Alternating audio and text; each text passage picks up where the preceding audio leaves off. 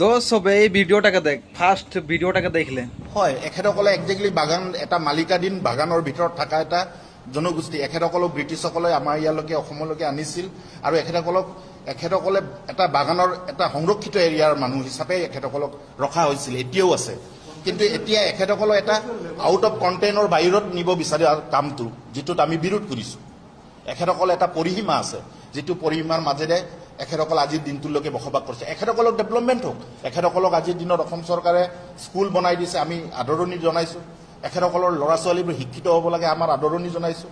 কিন্তু ST দিলেহে যে শিক্ষিত হ'ব, সেইটোত কি কথা আছে? সেই বিষয়টোত আমাৰ বিৰোধ আছে।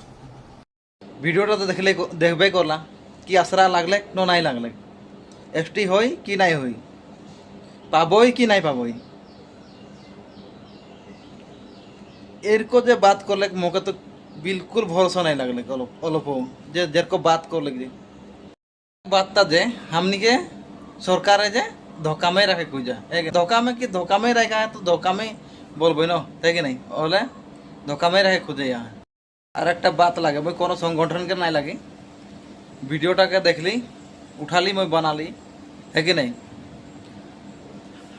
যে কোনো সংগঠনকে লাগে বলকে কোনো নাই বললে হলে আর উল্টা পুল্টা কমেন্ট নাই করবা, ভিডিওটা দেখকে তার পিছিয়ে কমেন্ট করবা, কোনো গলতি হলে মাফ করে দেবা। আর মোর ভিডিওকে ভাল লাগে হলে কিন্তু সাবস্ক্রাইব করকে যাবা, কিন্তু নাই বলাবা।